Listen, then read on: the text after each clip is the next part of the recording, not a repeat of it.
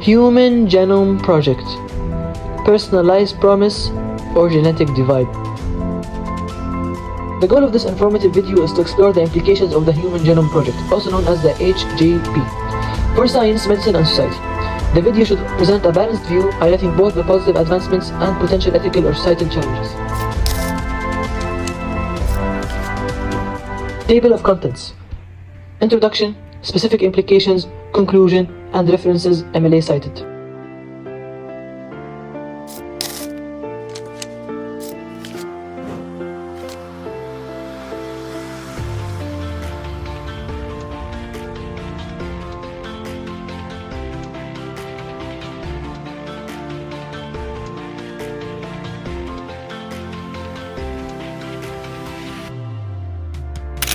Strand I. Introduction. What if you could read the instruction manual for every cell in your body? A book made up of over 3 billion letters, all written in a language called DNA. Sounds like science fiction. Doesn't that sound true? Well, it's not. It's science, and it's real. The Human Genome Project, also known as the HGP, represented one of the largest scientific achievements during the 21st century. The project has transformed genetics research and advanced medical sciences, along with bioinformatics. The genetic project creates essential ethical challenges regarding genetic privacy, together with discrimination possibilities and potential genetic information misuse. The Human Genome Project cannot be overstated. The scientists were for the first time able to read the fundamental blueprint of human life, which opened the door to limitless possibilities in science, medicine, and technology. This was a juncture that paved the way for a large amount of future progress in areas like genetic testing, biotechnology, forensics, and personal medicine.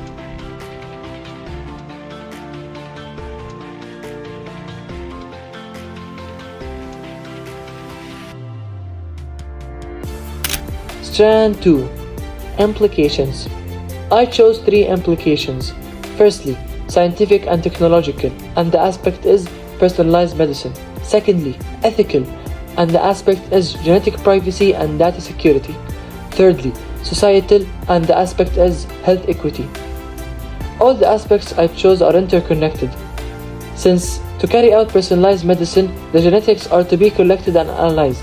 This ethically questions who controls that data and guaranteeing its protection faithfully.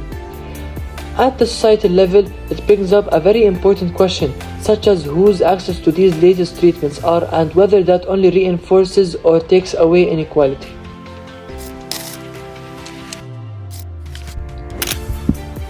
First implication, scientific and technological.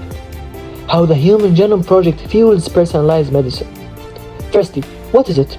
Personalized medicine utilizes a person's unique genetic information to inform decisions about the prevention, diagnosis, and treatment of disease.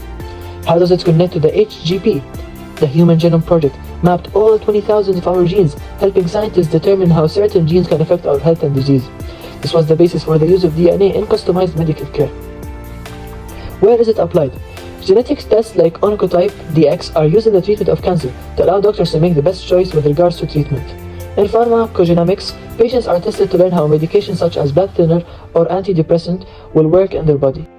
Improvements in treatment outcomes with the presence of genetic testing. This figure is an AI-generated bar graph based on a trusted study by the New England Journal of Medicine, published at 2017. The x-axis is the different medical treatments, whereas the y-axis is treatment outcomes in percentages. The green bar is the treatment outcome with genetic testing, whereas pink bar is the treatment outcome without genetic testing.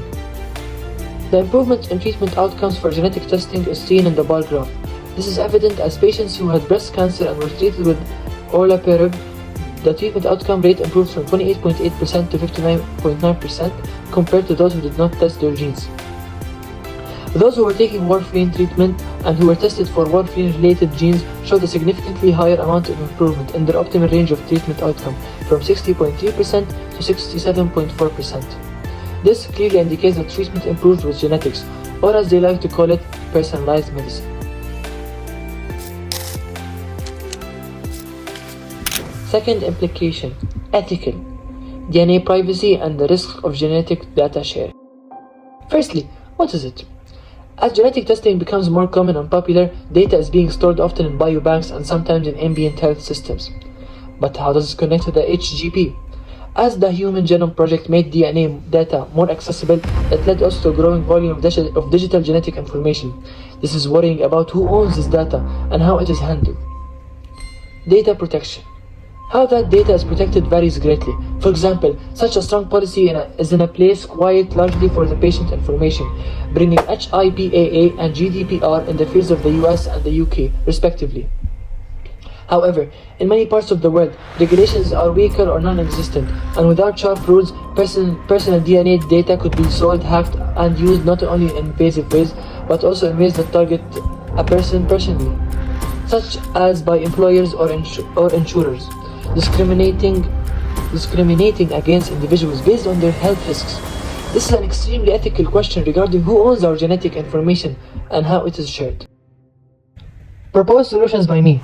Firstly, patients must obtain specific authorization for sharing DNA data, along with the option to remove or anonymize their information.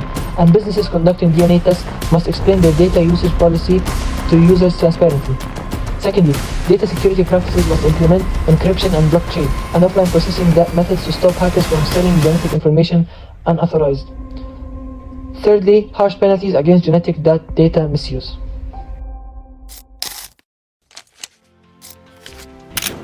Third implication, societal. The challenge of health equity in genomics. What is it? The definition of health equity implies providing equal opportunities for healthcare services, which include access to advanced genetic services to all individuals. But how does it connect to the Human Genome Project? The Human Genome Project offered hopes for massive medical advances, but exposed the problem too.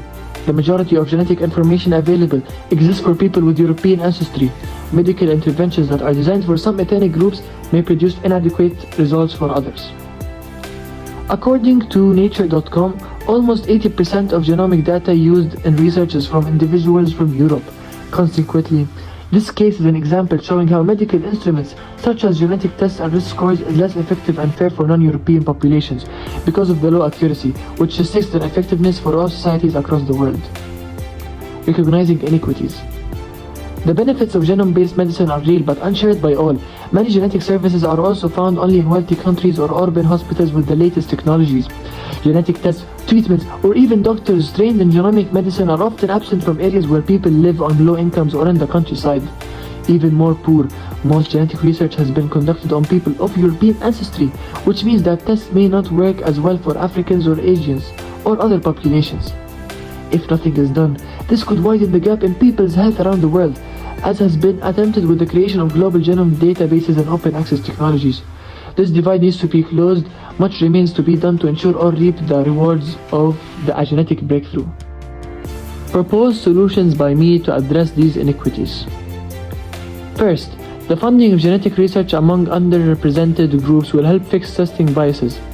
The plan will utilize this medical test funding, proposing enhancement to accessibility by doctor training and implementation of mobile medical facilities in underprivileged locations.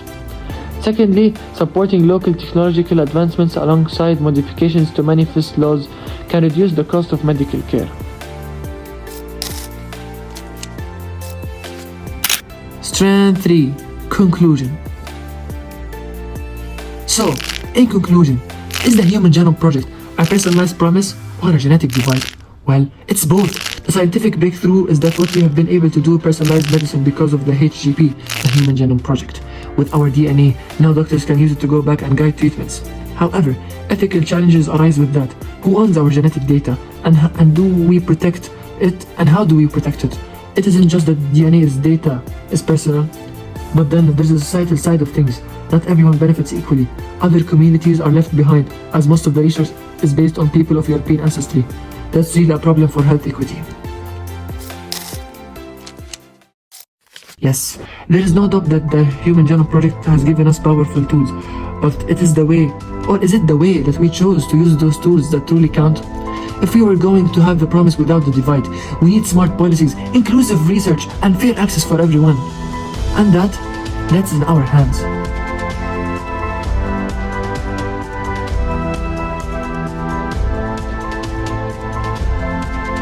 Thank you for watching. See you next time.